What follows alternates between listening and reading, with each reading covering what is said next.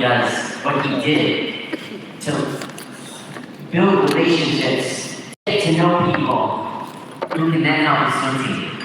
He's always done that. And a lot of it, it's by letting people know how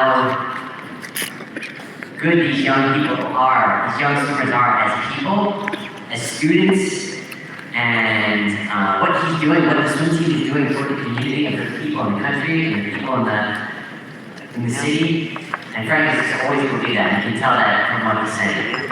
Ya, jadi pengalaman dari coach Frank tadi, ya, saya menyasar juga bahwa coach Frank itu melihatkan dari kita semua bagaimana cara mendukung teman-teman yang ditangan sama beliau ya. Jadi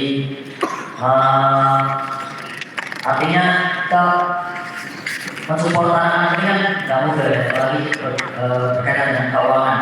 Tapi kita ada belajar dari coach Frank tadi bahwa mensupport mereka, membuat pemimpin-pemimpin di organisasi, ya, kota, provinsi, semua itu jadi bisa mendukung program dari coach Frank sendiri. And then one other thing I want to say, this kind of has to do with parents and the struggle that everybody has with parents. And I would say parents can be critical of what you're doing as a coach. The club teams that I've known that have been very successful, the coaches that I know and who mostly have good relationships with their parents, it's obviously not always perfect, are the ones that communicate a lot to the parents, have meetings with the parents. And so, I have a friend who coaches in my town, and he coaches I think a 15-year-old girl who goes 158 in the 200 freestyle, long course meters, 408 in the 400 freestyle. He coaches a boy who goes 21 in the long course 50 freestyle, a 17-year-old, 18-year-old boy. And, sorry, I'll stop there. Ya, jadi permasalahan itu pasti sama semua ya, yaitu orang tua.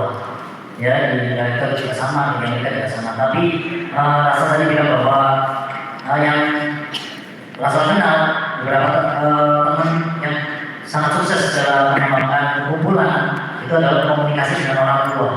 Itu sangat-sangat penting. Terjadwal ya, adakan pertemuan dengan orang tua. Dan pasti semua yang sukses di perkumpulan pasti punya hubungan yang baik dengan orang tua, meskipun tidak sempurna. Ya, dia tadi ada cerita bahwa salah satu temannya yang sukses yang punya pernah 15 tahun, perempuan sudah jalan 158 di luar seri bebas dan 48 di atas seri bebas, juga ada 17-18 tahun cowok yang sudah pernah 21 detik di 50 meter, itu juga punya hubungan yang baik dengan orang tua di klubnya. And so my friend, and you don't have to do this exactly, but this is an example of how he communicates. So, every week, or not every week, but very, very frequently, he will communicate the season plan to his athletes.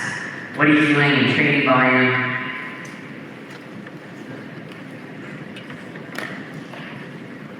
and explain where they are, what they should expect when they go to competitions, what they should be feeling like, what they could be feeling like in practice, based on how much hard work they're doing, what their volume is, and he explains this to the athletes. Ya, jadi tadi yang salah satu pelatih yang sangat sukses tersebut yang memiliki peranan jago ini adalah ya. Jadi sangat sering seorang pelatih ini dia mengadakan pertemuan seperti ini dan menjelaskan sampai di mana program latihannya, di mana yang perlu diperbaiki, dan ini diadakan bukan cuma setiap minggu katanya, tapi sering sekali dijelaskan seperti ini. So he also explains it to the parents. So ya, dia juga menjelaskan bukan cuma pada atletnya, kepada orang tuanya juga. And he doesn't have to, but he tells his swimmers, the parents are the ones that are taking them to practice. The parents are the ones that are paying for them to go to swim meets. And if they go to a swim meet, he wants everyone to have the opportunity to know why a swimmer is swimming this fast and not this fast, and what should they expect. And so being he has a plan. He tells his swimmers, and he tells the parents because the parents they want to know. Ya, tidak harus dilakukan untuk memberitahu semua informasi atau rencana ini pada orang tua, tapi dia melakukannya. Ya, karena menurut dia, ya orang tua yang bayar iuran, orang tua yang nanti mereka, nanti latihan, nanti keperlombaan, dan mereka memang ingin tahu. Memang kadang-kadang orang tua itu nggak berani ya ngomong, tapi mereka ingin tahu apa yang kita kerjakan, apa rencana kita untuk anak-anak ini. And so it comes down to what Frank is saying. You have your stakeholders in your club. And it's for, as a coach, it's the swimmers, the parents, and the owners or board members, or people in your government, and whoever is in charge of the club, and it's just communicating what you're doing. And the more you communicate, the more people hopefully are on board, are on the same page and support what you're doing. Ya, jadi sangat penting ya komunikasi. Pertama, komunikasi pada perenang, komunikasi pada orang tua, komunikasi pada bos ya, kalau itu ada bos atau pada pemerintah daerah yang mensupport program ini. Yang terpenting adalah mengkomunikasikan semua perencanaan kita. Yeah, this girl, the one in the front row, that's the one, the 15-year-old, 16-year-old who was 158 in the 203 and 408 in the morning. Ya, yang duduk di depan itu adalah, dan tadi yang ditarik itu adalah perenang umur 15-16 tahun yang sudah berenang 158 dan 48 di 200 dan 800 gaya bebas. Alright, so we'll talk about backstroke now. And I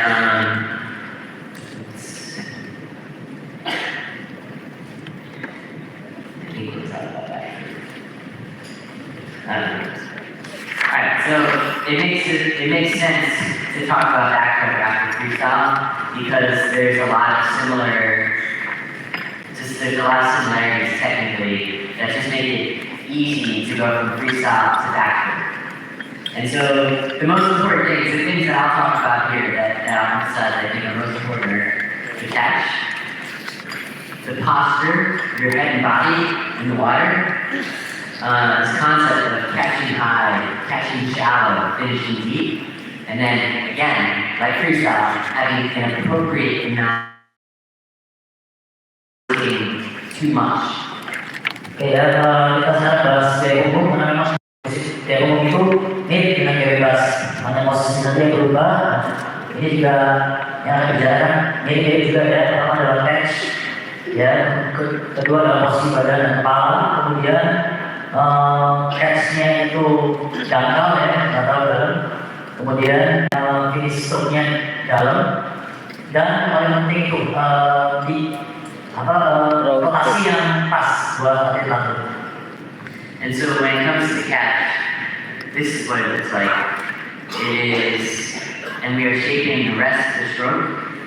Everything else should be focused and shaped around the catch. So your rotation, your finish, the stroke rate, and the kick. The catch is the most important thing, and everything else supports the catch. And that's the most important thing to keep in mind, is that if your rotation interferes with the catch, then something's probably wrong with the rotation. So the catch is the most important thing. Ya, jadi yang paling penting di hukum adalah catch ya. Yang lainnya itu bergerak mendukung atau setelah catch tadi dilakukan. Jadi kalau ada rotasi yang berlebihan yang membuat catch-nya itu terlalu dalam atau terlambat, ya itu berarti salah melakukannya. Jadi yang pertama kali kita belajar adalah yang fokuskan adalah catch-nya dulu. And what does this look like? What is happening in this position? Your palms face toward your feet. When I talk about freestyle, with your arms, your limbs being in line with your body. Same thing here. You don't want to be reaching behind you as much. Oke, jadi kalau kita lihat gambar yang pertama, telapak kanannya mengarah kepada kaki arahnya. Ya, kemudian yang di gambar bawahnya posisinya itu enggak yang berlebihan rotasinya. Oke. The elbow bend is a little bit wider than 90 degrees. I would say it's not quite just 90, it's a little bit wider with your arms out to the side. And then your fingertips are pointing away from your body. So I like to tell swimmers that your fingers are pointing towards the side of the pool or away from your body. Your thumbs are up towards the surface. Your palms are facing toward your feet, thumbs up to the surface, fingers pointing away from your body. Your hands are not very deep. If you're not reaching behind you, your hands aren't very deep. Your hands are going to be out to the side. Oke ya, jadi catch-nya posisinya lebih sedikit lebih dari 90 derajat ya, dan jarinya mengarah keluar. Biasanya kalau masih atlet ibu jarinya ada di atas, yang mengarah pada atas. This is the hardest position when I am explaining backstroke catch to an athlete on land, and they're like, oh, like this. This is the hardest position that people have. This is the position that people have the hardest time copying and doing. So if I'm telling them to do this, usually they go like this, and they're reaching behind them too much. The catch is like this. Because you're rotating a little bit, the way it's shaped, it actually doesn't feel right when you're doing it on land. People will do this and think that they're doing it correctly, but the actual catch is shaped. You want this to be strong, like I was saying in freestyle. This position to be strong. So you don't want to be reaching back. Oke ya, jadi ini banyak kesalahan yang dilakukan oleh pelatih saat memperagakan ini di atas air. Ya, kadang-kadang kita suruh anak-anak itu untuk masuk terlalu dalam dan berusaha mencontohkan. Padahal catch yang benar tadi kan dibilang dangkal ya, early catch ya, secepat-cepatnya. Jadi pas masuk, catch-nya tuh kayak seperti ini posisinya. Kita nggak perlu nyontohin yang begini, jadi itu bahaya. Kalau anak-anak itu lihat, kita terlalu mereka gitu. Ya, tetap harus sama posisinya. Pada saat kita mendemokan atau memperagakan pada atlet itu di atas kolam. Again, if you are feeling strain, if you're feeling stress in your shoulder, getting in that position, it's wrong. It needs to be easy to get to. It should be easy on your shoulder. And so being here, I don't feel it in my shoulder. Being here, I feel it in my shoulder. Ya, yang penting bahunya ini harus berasa nyaman ya. Jangan sampai ketarik ya atau jadi sakit, itu posisinya biasanya salah. It's like throwing a ball towards your feet. So you're laying on your back. You want to throw a ball towards your feet. That's the position you want your arms to be. Ya, posisi tangannya yang betul adalah berasa seperti melempar bola ke kaki kita pada saat menanjak punggung. Jadi kayak perasaannya ada bola di sini dilempar ke kaki.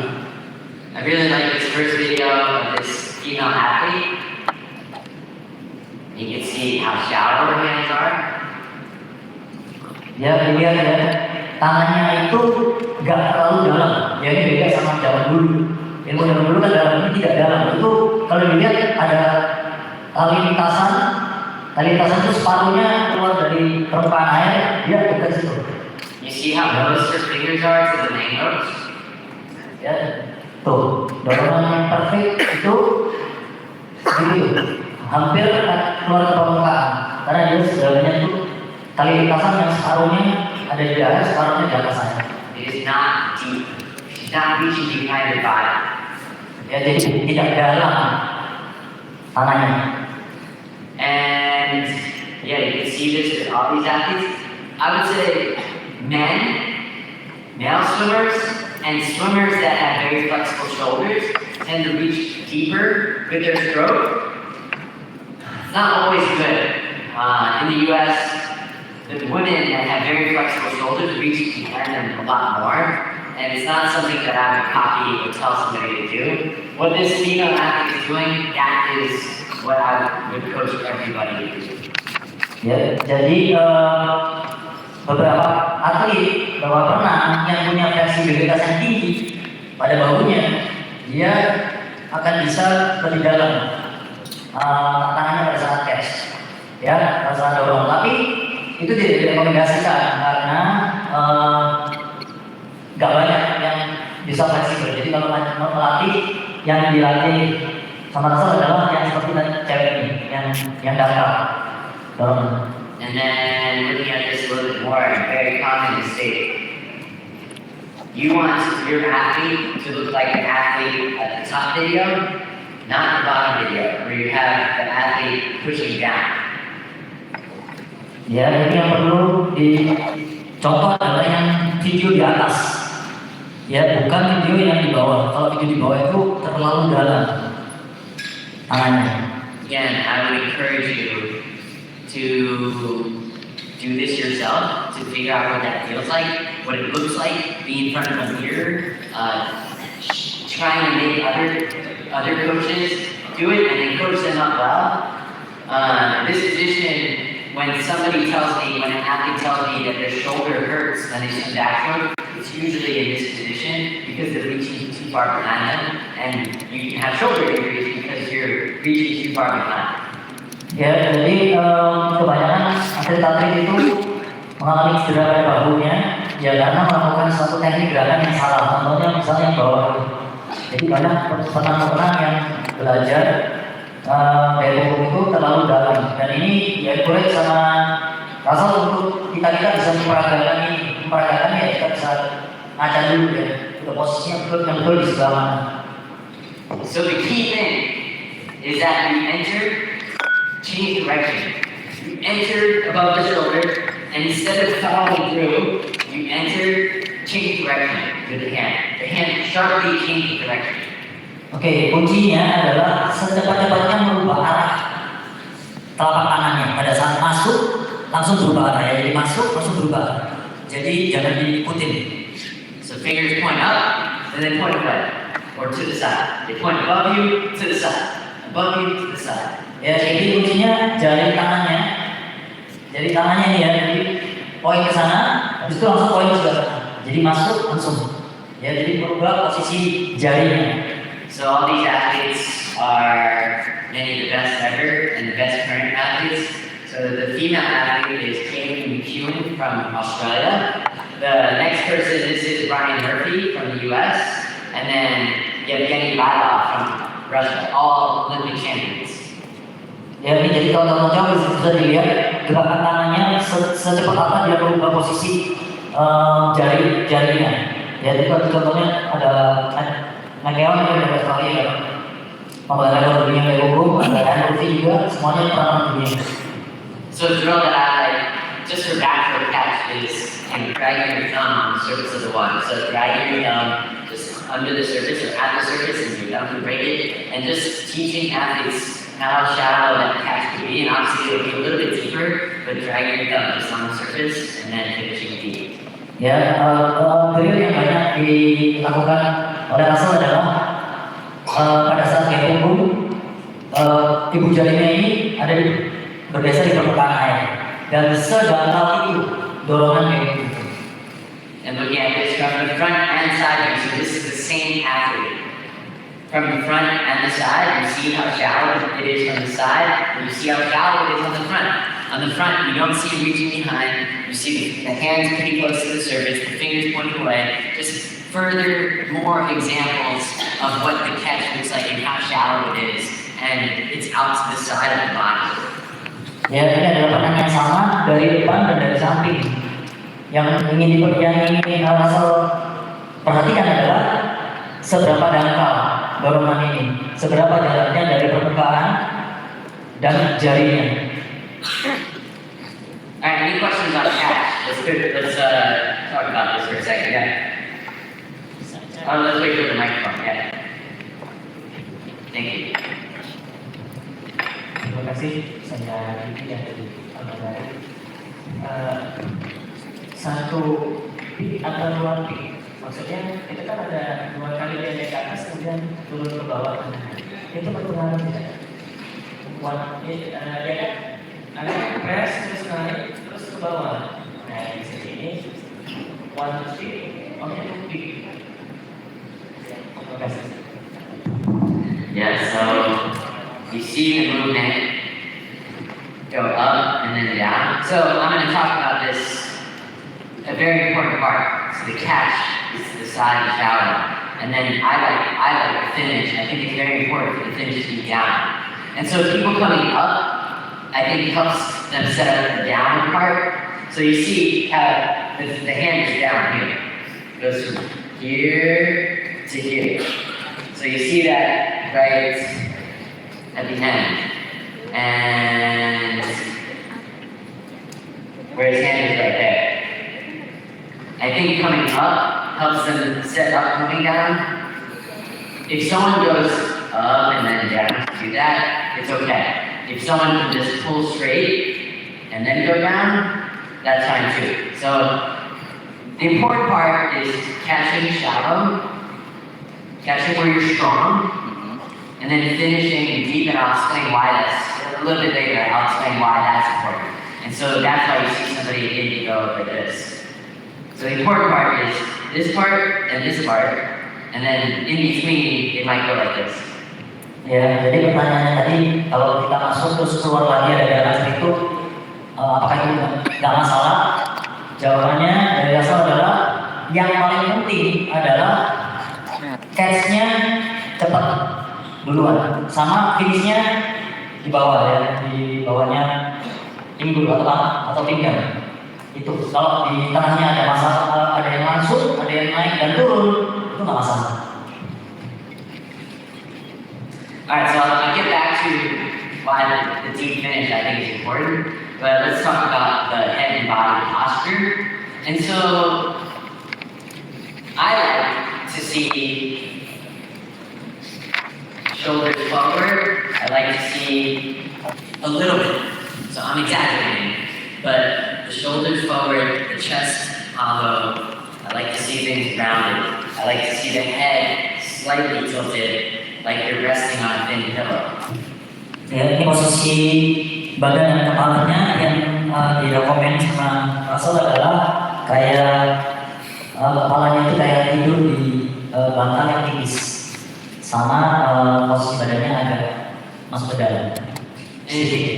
And I think little kids often, and it's okay, I would say, this is harder because it uses the core more. This is pretty hard, it uses the core. But little kids, and you might teach a little kid this way, is, having pushing their head back and arching their back. I think that's okay, but as they develop the core, as they get stronger, they need to be able to go from here to be able to be able to kick better, and then also have your core tighter. And little kids, they don't have strong core. They don't have any core. And so being able to use that is something that might come as they get more muscles. Ya, kadang-kadang kalau apa yang kita ajarkan ke anak-anak seperti yang di bawah ini ya, badannya disuruh ngambungin ke atas, memang nggak masalah. Ya, tapi pada saat nanti mereka sudah kekuatan perutnya sudah mulai ada, mereka harus bisa agak nekan sedikit ya, karena itu kekuatannya di kekuatan perut. But in general, I don't want this, especially older athletes. That's not what you're trying to do. As you get older, you should be in this position here, rounded with your back. Ya, itu nggak direkomend untuk anak-anak yang pada yang sudah dewasa. Yang dewasa seharusnya posisinya sudah seperti ini. So what I like about this, it allows you to, when your shoulders are a little bit rounded and your chest is hollow, it allows you to move your arms much easier than if your chest is up. It's harder to move your arms. That's be strong. I want to see strong movements. I want to see your body being the strongest way possible. And in backstroke, I think it's more when you're rounded like this, then you can be using your core a whole lot more. You use your legs a whole lot better. If your back is arched, your chest is out. It's just hard to also move your legs when your back is arched. So being like this, it's just easier to move your arms and your legs. Ya, jadi posisi seperti ini bisa kita praktekkan sebagai pelatih ya, sebelum kita ajarkan. Kenapa kok mau dadanya nggak dibiarin membusuk ke depan, punggungnya melengkung, karena akan lebih susah buat kita untuk bergerak dengan cepat dan dengan kuat. Pada saat ini semua kita tekan dan ke belakang, kita lebih bisa bergerak cepat, dan itu berpengaruh juga ke kaki. And again, this what proper head position looks like. I said, like your head is resting on a thin pillow, like you're laying in bed and there's a thin pillow, and your head is slightly tilted. So your eyes aren't looking straight up, it's more slightly tilted. And you can see that the eyes are not just straight up.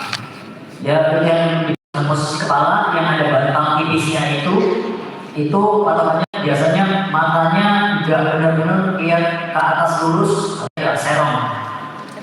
dilihat dari kacamatanya dia lihatnya agak serem.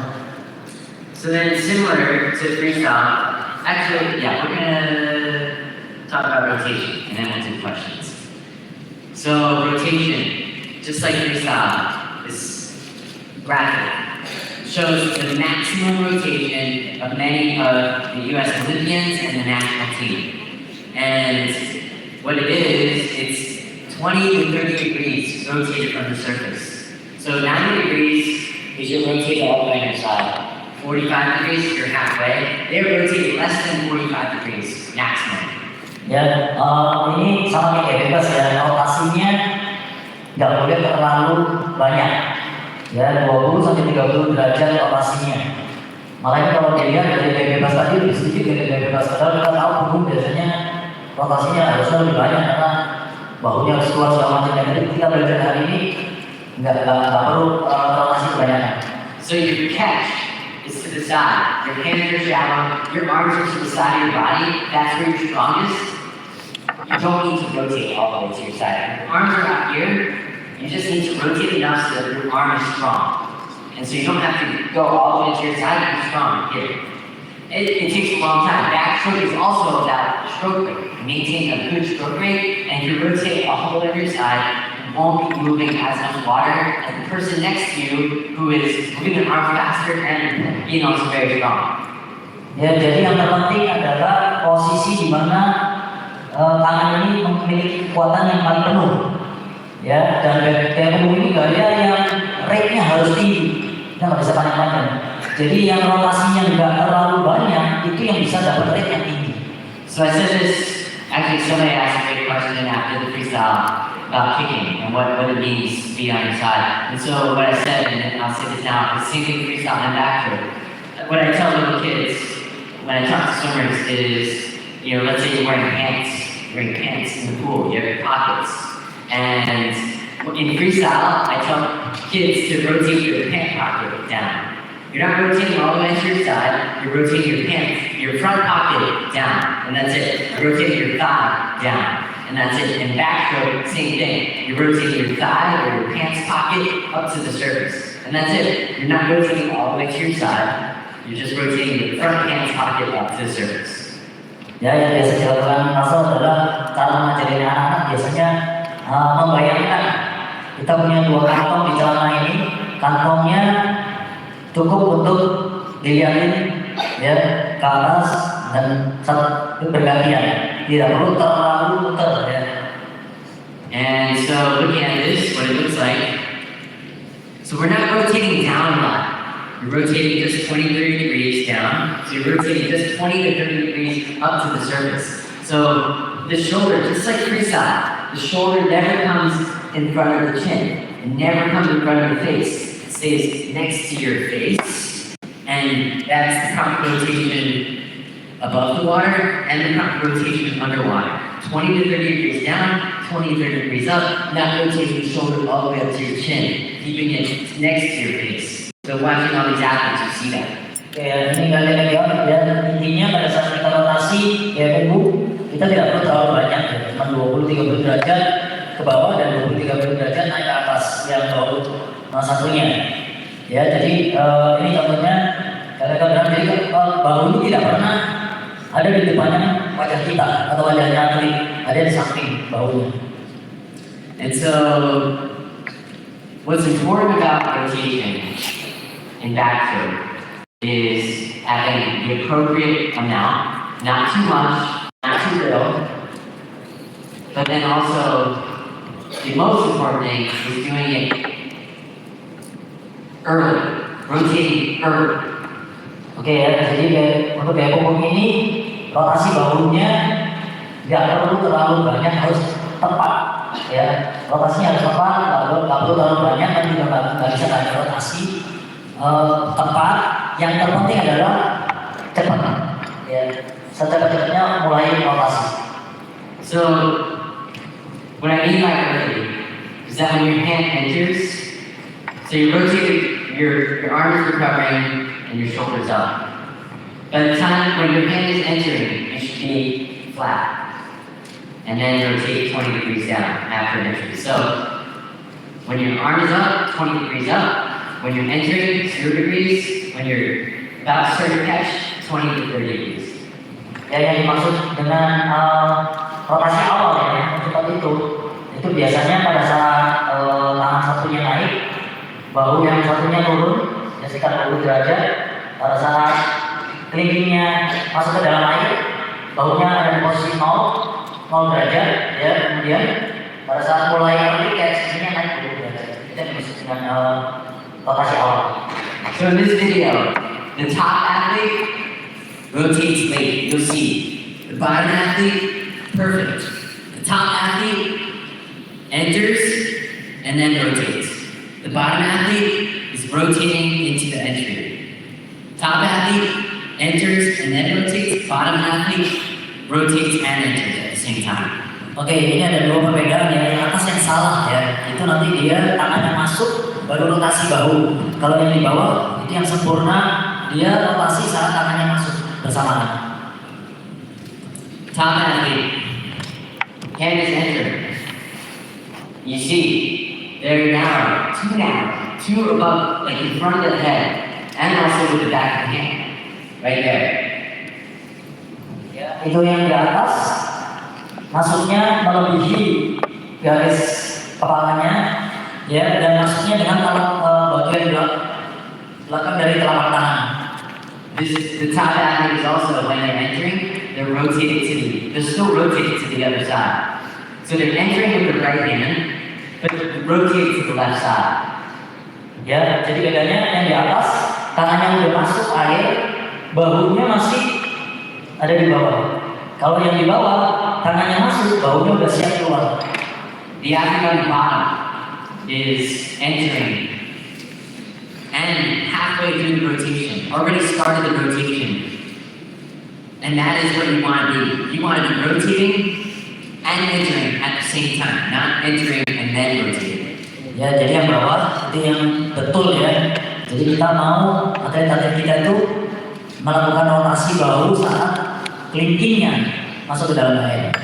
And as this video plays, hopefully you see that. You see the athlete on top entering and then rotating. You see the athlete on the bottom rotating into the entry, rotating and entering at the same time. Ya, jadi jelas ya perbedaannya. Yang di atas masuk baru rotasi, kalau di bawah berbarengan masuk dan rotasi. And what this enables this bottom athlete to do is just be very strong in the catch right away. It can be so strong because the shoulders and the arm are ready to pull together, are lined up, and be able to be in the strongest position. Whereas the athlete on top will be reaching over her head, and it's just not the fastest, not the best. Ya, jadi perbedaannya yang kalau yang di bawah itu mereka si atlet bisa langsung mengeluarkan seluruh kekuatannya dan posisi badannya sudah siap untuk mengeluarkan tenaga. Tapi kalau posisi yang di atas, dia masuk dulu, muter, itu akan lebih lambat dan tidak maksimal tenaganya. The whole thing is to make sure you have a good catch.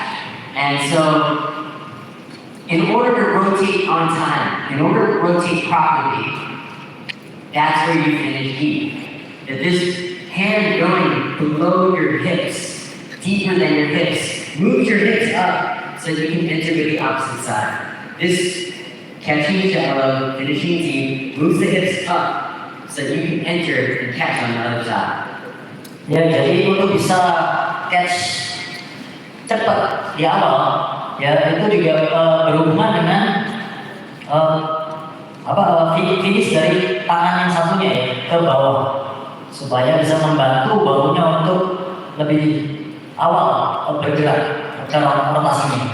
These are all U.S. Olympians, and U.S. has for some reason always been good at backstroke, and all the U.S. Olympians in backstroke usually come very close to medaling or they medal, and this is what they look like. Their hands, they catch here, they catch high, and they finish low. They catch shallow, and they finish deep. Ya, jadi contoh-contoh ini adalah penang-penang Amerika, juara-juara dunia ya. Amerika terkenal memiliki banyak sekali pakai punggung dan mereka semua hampir sama. Ya, catch-nya dangkal, ya, atau dalam, finishnya dalam, di bawahnya tinggi.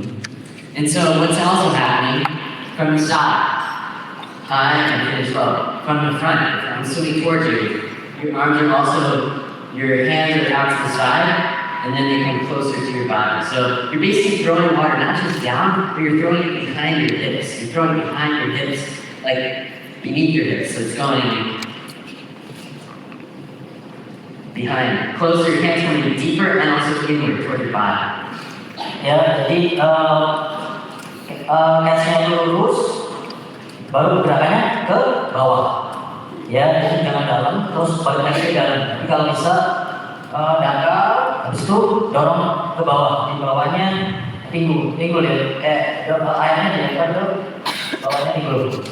So where you see that from above water, when you're watching a swimmer, you can easily tell if they're rotating too late by seeing their armpits. Well, there are two things. One is you often see the hands enter too narrow, they cross over with the hands, and the back of the hand enters. So that's the first thing. The second thing is that you often see the armpits, and then you still rotate down. Ya, ini adalah contoh yang salah ya, terlambat. Ya, karena masih bisa lihat keteknya mereka pada saat masuk. Ya, harusnya udah nggak bisa. Harusnya udah langsung posisinya udah begitu, udah berubah ya. Nah ini terlambat, jadi dia masuk dulu karena melebihi dari setengah. Ya, terus baru rotasi, itu terlambat. So this is not good. Not good. Obviously, we have late rotation. Any questions? I'm going to talk about drills that I like in backstroke, drills that I think help this a lot. But any questions that understanding of like why does this make sense, and like why somebody would then also catch up and maybe do this thing with their hand? Does that make sense now? And what questions might you have about body posture, about rotation, and about the finish? Ya, ini contoh yang salah ya. Nah, sebentar lagi Pasal akan menjelaskan drills untuk membantu memperbaiki anak yang berenangnya seperti ini.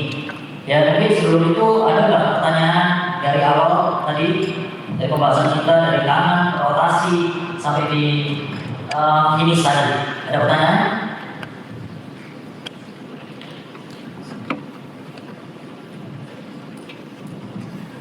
My question is about body position and respect.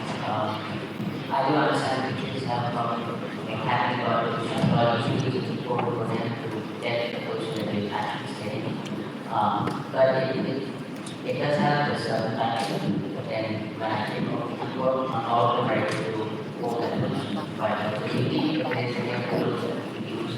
Because I do understand that back to the problem that what I faced in the last when I teach them, I work with right later on when they hold a very difficult reference, especially that book, it use that version, just don't see right How do you use your keyboard? Or do you use where's your keyboard? They hold it above? Yeah. Yeah? Oh, you put it behind the head. It's not an easy under the head, just the edge of it, so that they get there. Yeah, I mean, if you can, I think what you're asking is it okay to teach that at a young age? Yeah, I mean, if you can teach these habits at a younger age, that's even better. I don't think you have to teach, like this at a young age, but I do know that there's some coaches that want to teach it like that. And I guess what I encourage is if you're teaching like this, you have to know that eventually they have to go the other way. And they can't just push their head like that their entire career. Because at some point that doesn't work. Ya, itu caranya gimana caranya? Karena dari tempo itu kalau nggak dilatih dari awal menekosi badannya ya. Takutnya kalau sudah berumur dan dewasa susah sekali memperbaiki tekniknya. Ya kan, tadi ada pertanyaan boleh nggak kalau misalnya dilatih kaki supaya posisinya sudah kayak ada bantal tipisnya itu papanya ditaruh di atas kepala, ya boleh aja sah aja gitu, rasa. Lagi pertanyaan mengenai ya umum sampai di sini. Terus misalnya. Yeah, thank you. Now I have a lot of complete day. I can see from your breaststroke expand position posture, like turns, body, tilt your chin, so I'm absolutely wrong doing now. So like I'm expand my gaze 3 points, your face, bubble, chest, and toes. Like three point involves your face border. But then now I can see the chest low, like how this control this everything. So it's, yeah, I mean it's subtle. It's not like just a little bit. Just there has to be underwater chest or little bit. Yeah, I mean you watch many of these athletes and chest is, let's see, even just this video, you see that the chest is not above the water. It's at, I would say when I watch, I'll show you a different video that I don't have here. When I show, oops, not it.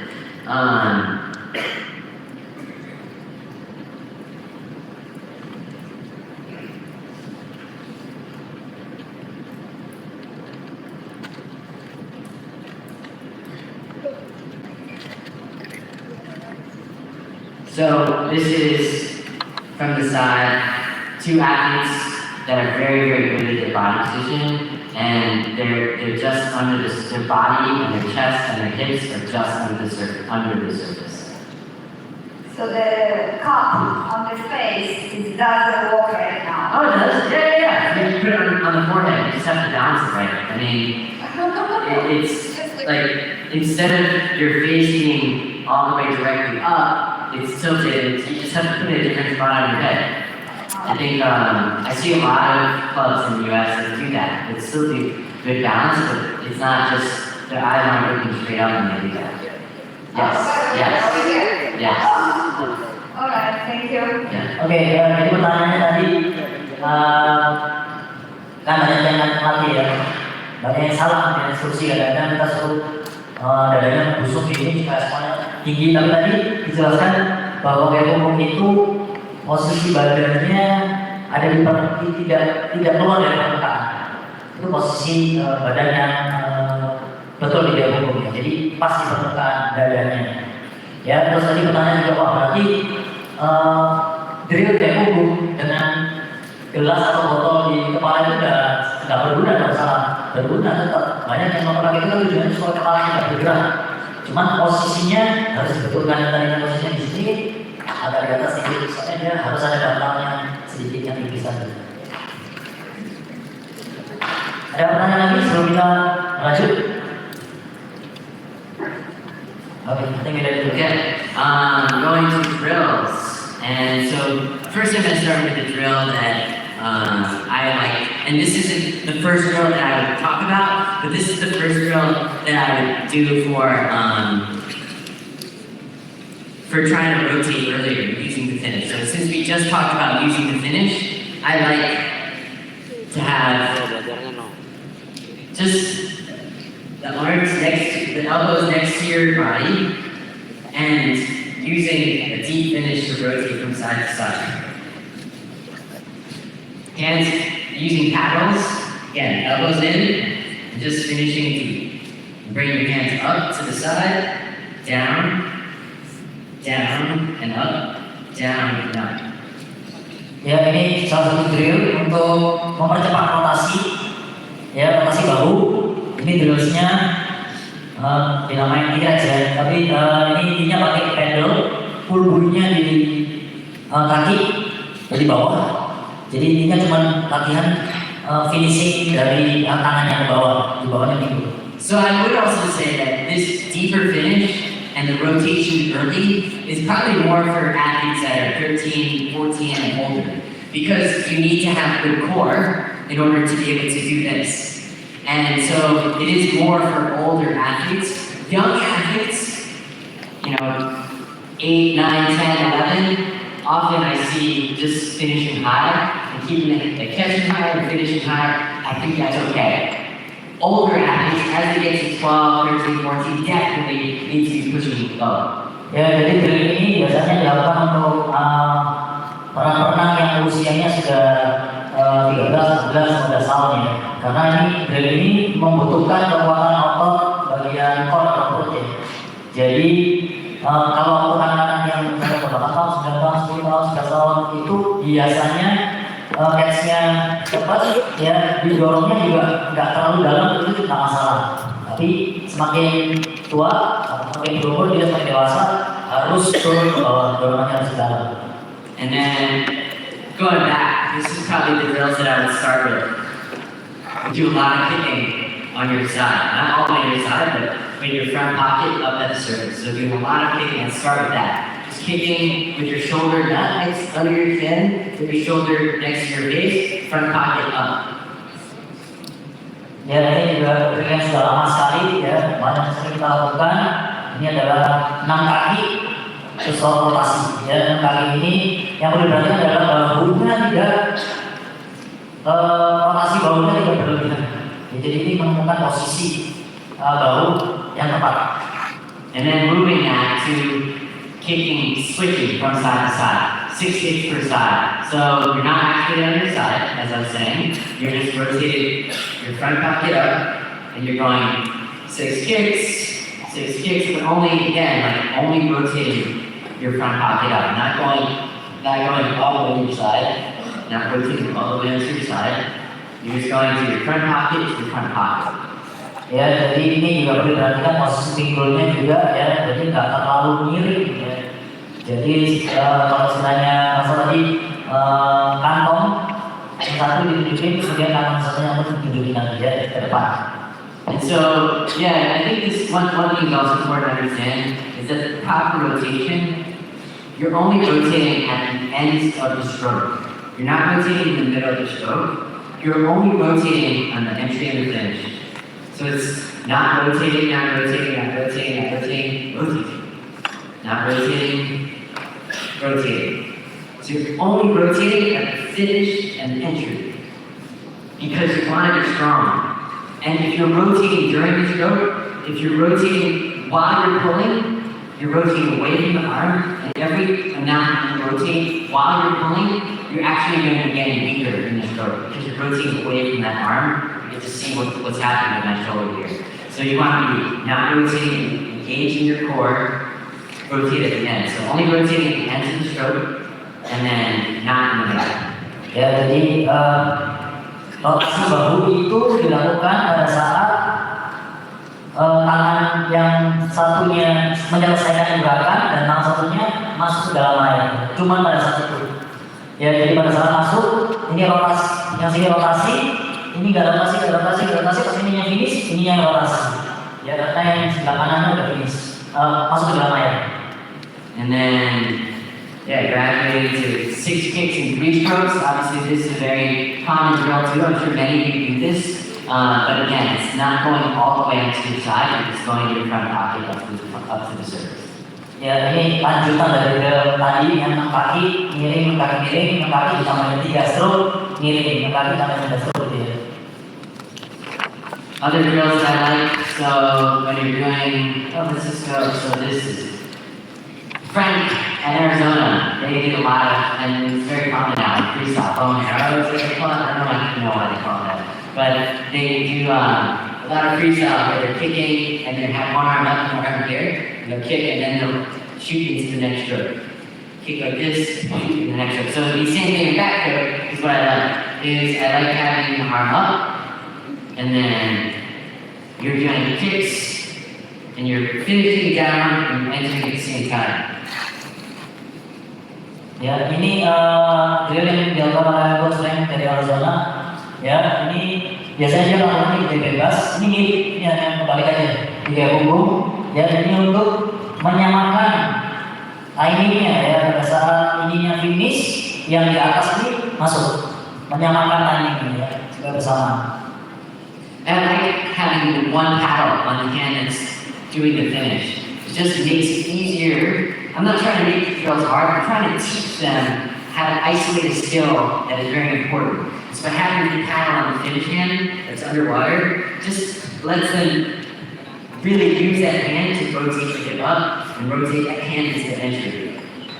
Ya, biasanya pakai satu pedal di tangan yang akan dorong ke bawah, yang dalam. And probably, I I probably shouldn't have this athlete also have fins on. So fins and the one paddle. Oke, harusnya lebih baik dilakukan pakai fins dan juga satu pedal di tangan yang dilatih untuk finish. And then last drill that I like in backstroke, I like single arm. Single arm is very good, but I think it's good, especially with posture. Talking about posture is having the one arm that you're not using across your chest. I think it helps kind of get the shoulder grounded forward when you have the one arm across the chest, and it just gets your body in a good position. So yeah, you can have an arm either side if you want, and still do that, but having it across the chest, I think, can really be nice. Ya, ini juga salah satu drill kayak punggung tangan satu tangan yang biasa kita lakukan di tangan di samping, which is nggak masalah juga. Cuman dengan tangannya satu ada di dada dan nyamping di dada seperti ini, itu akan membuat posisi badan kita lebih bagus ya, karena posisinya udah langsung untuk nggak terbuka, dadanya jadi nggak kosong, agak masuk. And then it also makes it, when your arms are across your chest and your shoulders are rounded forward, it makes it pretty hard for you to reach behind your body.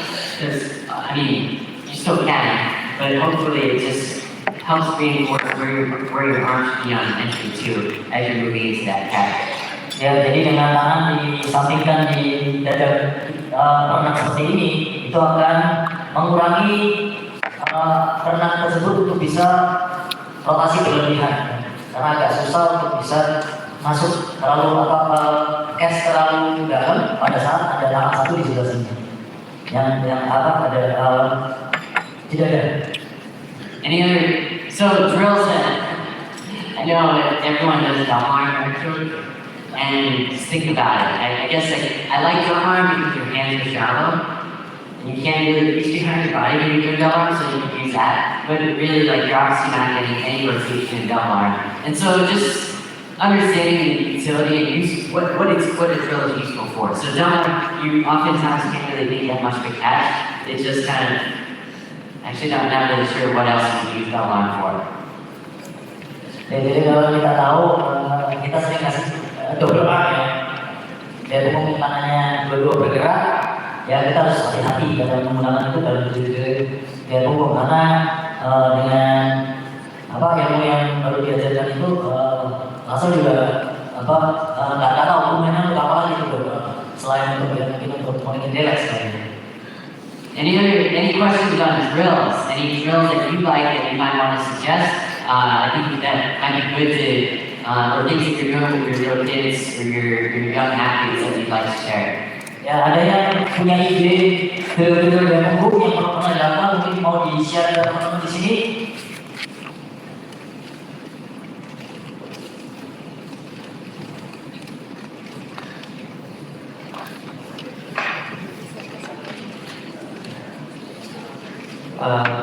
Actually got some kids right, they will face a problem where their hips will fall. So no matter how they are trying, they do backstroke, their hips will fall. So is there any specific drills that can help to fix the hips? You're saying hips fall? Yes. Yeah, I mean that's a lot of that is having a good kick, good core understanding. So I think core is really important, especially as they get older. Ryan Murphy, the Olympic champion backstroker. So all the backstrokers where he trains at Cal Berkeley, they do a lot of core work. I think I've seen Ryan do more than all of them. So Ryan, like when I think the biggest thing for him to keep good hip position is doing a lot of core work, and I think it's probably more important than any of his stroke. So that on the first part, yeah. Ya, tadi pertanyaannya gimana caranya kalau ada anak pernah gaya punggung ya, pantatnya dari bawah, tingginya. Nah, itu gimana drillnya? Jadi tadi suggestionnya biasanya berhubungan dengan kekuatan core, kekuatan perut. Ya biasanya kalau belum kuat core-nya, ya agak susah. Nah, Ryan Murphy adalah salah satu penang, ya penang dunia di Olimpiade yang paling banyak melakukan latihan core untuk menjaga posisi badannya. Jadi ya jawabannya ya harus kuatin core. And then the other thing is having a good kick. And so, as I mentioned in freestyle, you're not going to be kicking as big, as far forward. the kick will probably be smaller and a little bit at the surface. Obviously, you're not going to kick above the surface. So you have to be able to keep the kick very steady, and the harder you kick, the easier it is to keep your hips up too. So there's no shortcuts to having good body position, good hip position. It's hard work with your core and hard work with your kick, and that's what I tell kids in the US when I talk to them. Ya jadi agak beda ya dengan gaya bebas karena gaya hukum ini kita nggak bisa, kalau gaya bebas nanti kita tendangan masih dalam, kalau gaya hukum kita nggak bisa tendangannya sampai keluar kakinya. Jadi harus menemukan suatu timing yang tepat ya pada kaki ke semuanya. Jadi semuanya harus bekerja dengan baik untuk menjaga posisi badannya. Ini Lagi pertanyaan?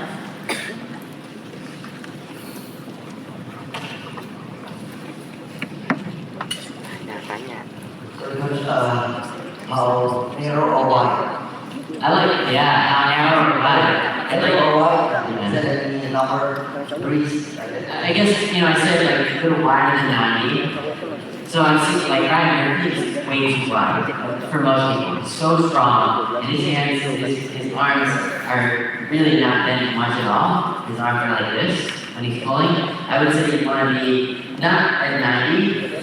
It's really pretty narrow. I would say you want to be, just wider than 90 is what I would say. So your fingers pointing out and a little bit wider than 90 degrees. Maybe 95. 95? Yeah. Ya, jadi pertanyaan dalam derajat ya, itu bisa di-adjust ya kan. Dan kopi itu benar-benar lebar, ya lebar banget, tapi memang dia kan kuat sekali ya. Tapi kan tidak semua bisa sekuat dengan kopi, tapi ininya tidak terlalu dekat, tapi juga nggak sampai terlalu lebar. Jadi beda-beda ya. One more question. Over there. Oh, can you raise your hand up again? So we can get.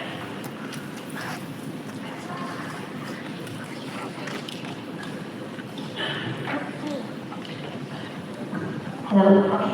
So in your whole explanation for being back, you never used the term freestyle or swimming smooth. Is it safe to say, or like if I wanted to explain it to my kids, the things that we want to do now is put you in a good position to produce power, to accelerate and be powerful in the swim smooth and glide. Is it safe to explain I think- it like that? So swimming smooth, you can still do those things. I would say like swimming smooth, the key to that is still having a very good, strong kick behind you. Pretty hard to swim smooth and easy. The mistake people make when people swim smooth is they rotate too much. They'll just try to extend this way. In freestyle, swimming smooth to me is rotating the same amount that you could when you're swimming fast, and just when you're gliding and extending, you can just extend with your front pocket down and extend your shoulder forward. You're not rotating, you're not extending, you're not driving your shoulder underneath your face, you're extending with your front pocket down and your shoulder forward. And you can ride it out that way. And so in backstroke's a little bit harder because you don't really, in the stroke, you don't have to really glide. I would say you can slow down a stroke and be nice and quiet stroke, but it requires a very strong kick. So doing it with this is great. And I would say same thing with freestyle, but it's not over rotating. I think when kids are swimming smooth or easy and very quietly, they tend to over rotate because they're slowing everything down, so they just kind of just lift the shoulders. So you can still swim smooth and quiet. Just, I would say, doing it appropriately with proper mechanics is what's most important. Does that make sense?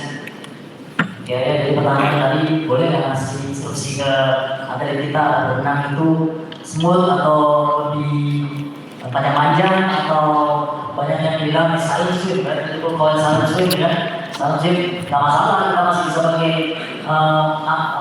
instruksi seperti itu, cuma harus hati-hati karena sebetulnya kalau kita berenang bilang smooth ya, smooth itu kan berarti benar-benar lancar ya. Nah, pasti kan ada kaki yang sangat kuat yang mendorong mereka. Nah, cuman yang harus diperhatikan adalah jangan sampai rotasinya itu berlebihan. Itu aja sih. Kayak umum juga sama. Alright, so the last thing I'm going to cover is the rates, the stroke rates, and basically metrics for backstroke. And so this is for men's races, and looking at a 48 for the weight for the 100 back, and a 41 for the 200 back. And so kind of being around that rate, and there's so much more to it. Because I would say actually in backstroke the rates are pretty steady. From first 50 to second 50, you don't have that much for most backstroke, not all backstroke, the rate stays the same. So trying to be, the most important thing in backstroke is can you maintain your rate through the race? Ya, ini adalah contoh race berenang gaya punggung 100 meter rata-rata. Ini ukurannya berenang laki-laki ya di long course 50 meter dengan kelas short course. Kalau long course 48, temponya kalau berenang 241. Ini kalau hitung tempo paling gampang ya kita punya tempo rate ya, ini sadar. Tapi bisa 48 suruh itu bisa gitu. And again, the cycles, they're probably not going to be the same. They're definitely not going to be the same for your kids swimming. The number of cycles won't be the same. The rate can be similar. It takes, again, technique first, and then can you maintain the tempo? Can you get to a tempo while maintaining technique? There's a certain amount of strength involved in that, but I would say, like cycles, the Ryan Murphy's going to be able to pull so much water in one cycle. So cycles won't matter for your athletes, but tempo is something to keep in mind. Ya, jadi yang lain itu tentang cycle-nya itu pasti beda-beda ya, karena powernya beda-beda, dan Murphy kuat sekali dorongannya. Itu nggak usah menjadi patokan, tapi temponya itu yang mesti dikejar. Jadi latihannya latihan tempo dulu untuk anak-anak, jadi kita semua di sini.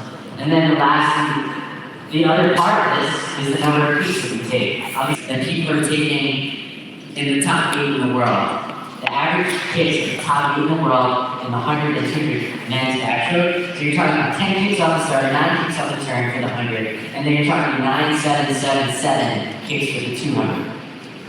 Ya, jadi ini tapi patokannya buat ini peraturan dunia. Jadi ini peraturan dunia. Average kakinya 50 meter, 150 itu berat 200 itu yang di atas 100 meter. Ya, ini tapi bukan patokan buat atlet kita ya, ini buat atlet-atlet yang kelasnya dunia. So, you know, for the men, you're looking at a 48 and a 41 for the 100 200. For the women, you're looking at a 48 and a 43. So a little bit slower, right? Slower on the 200 back for the maybe not faster for the 200 back for the women. So the women are a little bit faster, the men are 41 in the 200 back, and then the women are 43. So a little bit faster in the women's tempos for the 200, about the same for the 100 tempo, is you're looking at 48, maybe a little bit faster, slightly faster for the women's tempos for the 100 back, and a lot faster, significantly more faster for the 200 back. Ya, perbedaannya cowok dan cewek 100 hampir sama, tapi kalau 200 cewek lebih cepat temponya ya, atau ringnya lebih cepat dibandingin dengan peran-peran cowoknya. And then for the kicks, the women are taking more kicks. Whereas the men are taking about 9, 10 kicks off the start, the women are taking about an average of 12 kicks off the start. And they're not moving. The women don't move as much water with each kick, so it just makes sense. Like, you have a stronger athlete, they're going to be able to move more water with a single kick. So you have the women breaking out, going to about 14 meters and taking 12 kicks to that. So you have slightly more kicks for the women. Ya, karena perempuan itu tendangan kakinya pasti lebih lemah daripada laki, makanya di jumlahnya pasti lebih banyak tendangan kaki. And then, kind of along with that, like, you have most backstrokers swim 100 and 200. Most backstrokers, and you're not talking very different stroke, so you're talking same athletes, same stroke. What is the most important thing in order to present it? So this is a video of the current world record holder in the men's 100 backstroke, Thomas Chacon from Italy. And so this is him swimming in a flume at a very fast tempo. Actually, so fast tempo Thomas Chacon. And again, what is most important? When I slow this down, what you see is that he's increasing his tempo. This is about maybe a 58 tempo, pretty fast, and faster than you would do in a race. But he's not just spinning the arms. What he's doing when I slow this down, he's still finishing deep. So you see that even at the very fast tempo, 58, he's still finishing down. So having good stroke rate, having faster stroke rate, means you need to rotate faster. Not just move your arms faster, but rotate faster from side to side. How do you rotate faster? You finish deep still. So you have to be able to do this more dynamically, more powerfully with every move. Ya, ini adalah berenang dengan menggunakan tempo ya. Itu yang ada di video itu Thomas Cekun itu rekor dunia salah satu hukum. Ini si Thomas berenang dengan tempo 58 itu cepat sekali. Tapi yang Russell tadi poin yang harus diperhatikan adalah finishnya tangan tetap di dalam, ya tetap dalam. Bukan dari temponya naik, tapi ini jadi asal-asalan. Tapi tetap ini dalam. Hanya lebih cepat temponya. And then wrapping up, I showed the model technique for freestyle. And so this is Caleb McCune from Australia, champion 100 and to the back. And what you see is the same thing. You see the arms out to the side, you see the hands enter above the shoulders, you see the rotation at appropriate amount and appropriate time of the rotation. And you can't tell, but the hands are definitely pushing down and finishing deeper. And so all the things, good catch, good rotation, good finish. Ya, ini untuk mengakhiri ya hukum. Ini bisa dilihat videonya dan ya pertama sekali dia lihat temboknya sangat sempurna, dilihat posisi bahunya ya perubahan dari posisi tangannya pada saat masuk ke dalam air, kemudian dorongan dalamnya di bawah pinggulnya ya itu semuanya gaya yang sempurna gitu. So when you have your little kids, your 8-year-old swimming, and they're just swimming like this, I think a lot of that is okay. You just want to add a little bit of rotation. You don't need to make them rotate all the way just because they're swimming like this. Just add a little bit of rotation, and that's good. When I see with older athletes that rotate a lot, it's really hard for me to teach them to rotate less. Ya, pada saat kita menggunakan atlet kita yang masih kecil, nggak ada rotasinya, itu kita hanya perlu menambahkan dalam contoh yang begini ya. Satu-satu, itu hanya perlu menambahkan sedikit rotasi pada bahunya. Karena yang ditemukan oleh Russell adalah banyak atlet-atlet yang sudah dewasa yang rotasinya sangat banyak, itu susah sekali untuk dikurangi. Jadi ya dia nggak pernah dengan rotasi yang terlalu banyak terus. Awesome. Well, thank you. Does anyone have any other questions on backflip? Ada pertanyaan? Ada yang belum?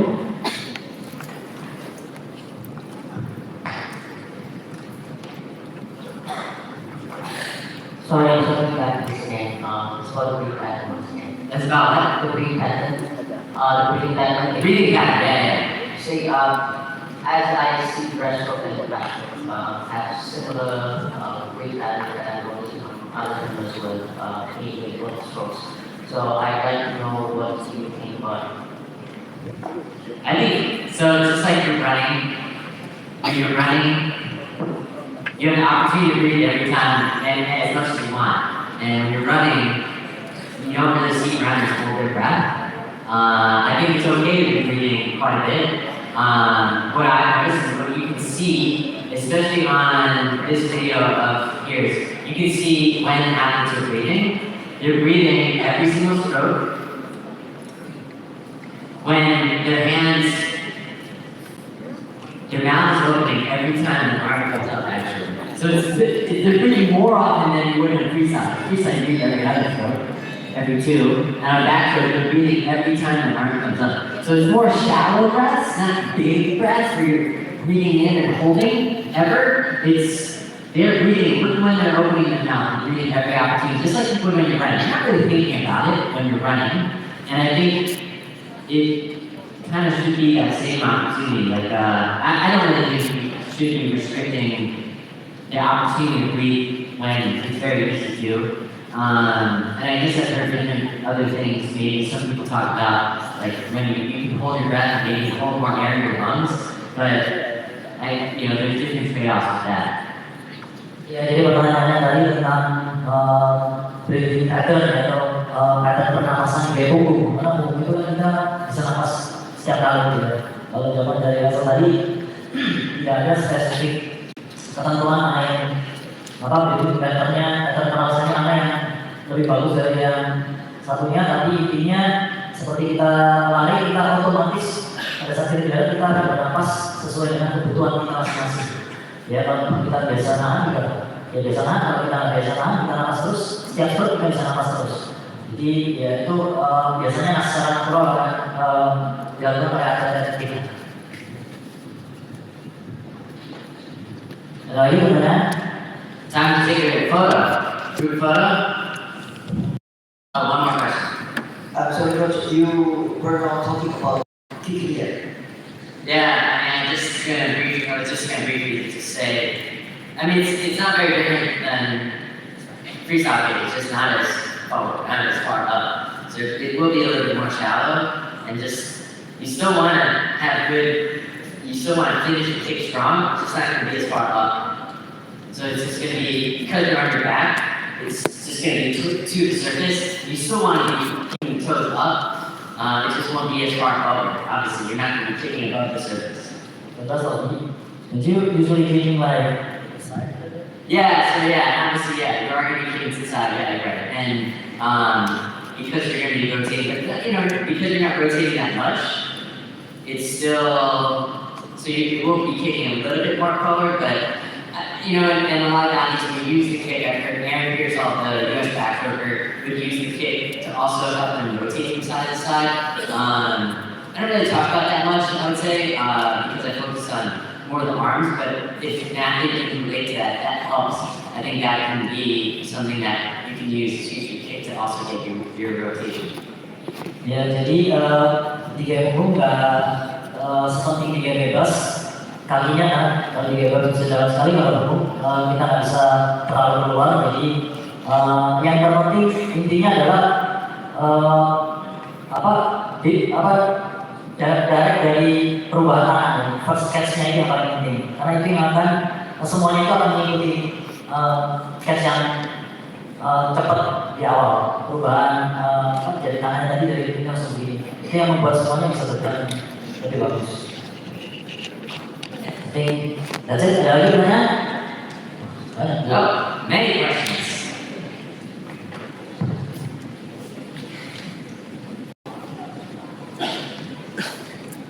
Terima kasih. Izin bertanya, Coach. Jadi dari beberapa video yang ditampilkan, pertama waktu tangan finish itu tadi ada beberapa video yang ankle tangannya itu seperti kuat, tapi ada yang lemah kayak gitu. Itu yang pertama. Terus yang kedua, waktu dia mau recovery, ada yang jempolnya gini terus berputar, tapi ada yang langsung keliling gitu. Jadi karena ada beberapa video, jadi pertanyaan itu sebetulnya yang mana bisa dipakai atau bisa pribadi dipakai. Terima kasih. She saw in the video that some swimmers get a really strong waist on the finish, some like this. Really good, so to speak. And then on the recovery part, some do the thumb first and then pinky, but she also saw that the one goes like all the way. I would say it should be comfortable for the athlete. The recovery part should be comfortable. So, having the pinky from the very start, I would say, could potentially put some strain on the shoulder, especially on this first part. So I think it's more relaxed and maybe better for the shoulder to do with your thumb than leading with the pinky out of the water. And so I like the traditional thumb first and then rotating with your pinky. So and then I'll talk about the other part after, but Oke, kalau untuk recovery, ya posisinya yang diajarkan di posisi relax ya, tangan kita biasa gini, pasti kan keluar gini. Ya kalau kita dari awal sudah begini, bahwa kita rasa lebih ketarik ya, nggak relax gitu. Kan namanya recovery harus relax, jadi lebih diutamakan yang tradisional, yang Mallnya dulu baru putar. Iya, itu kalau pick up. Yeah, and then with the strong wrist on the finish, I guess, yeah, I mean, the most important part is being able to hold water and rotating against this part. And if you're finishing like down or you're moving your wrist a lot and you can really emphasize that, I don't know, that's not that important to me. I think the most important is just where, like, just this downward movement to help the hip move up. And so, like, having this very, I would say, emphasis on what the finish is doing, I'm not as concerned about that. Ya, jadi untuk yang finishnya, itu kan tadi pertanyaannya ada yang kayak kaku, tapi ada yang lemes kan. Itu nggak terlalu bermasalah. Yang penting waktu dorongannya yaitu ke arah dorongannya ke bawah. Masalah ini ada yang begini, ada yang enggak. Yang penting dorongannya tetap ke bawah.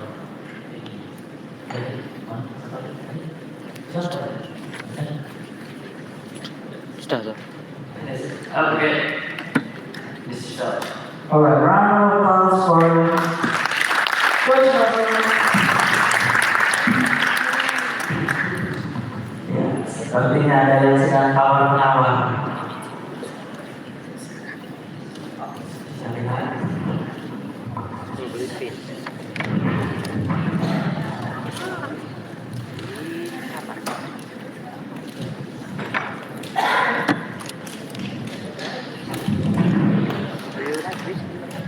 Capek nggak? Teman-teman capek? You feel tired? Masih semangat? Break. Oke, kita tunggu dulu.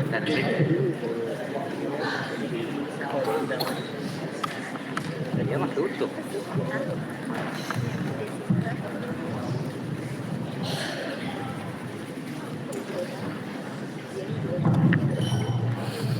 Alright.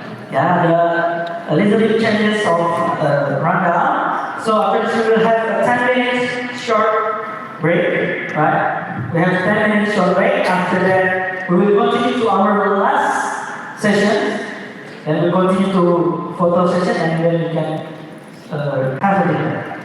So we hope it will make it fast to finish today. Alright? Are you okay with that? Yes. Of course, yes. We go home early. Right? Okay, guys, so you have 10 minutes only. Okay, rather than to, because we do not want to waste your time, what we'll do is we will push the session a little bit earlier for the next session.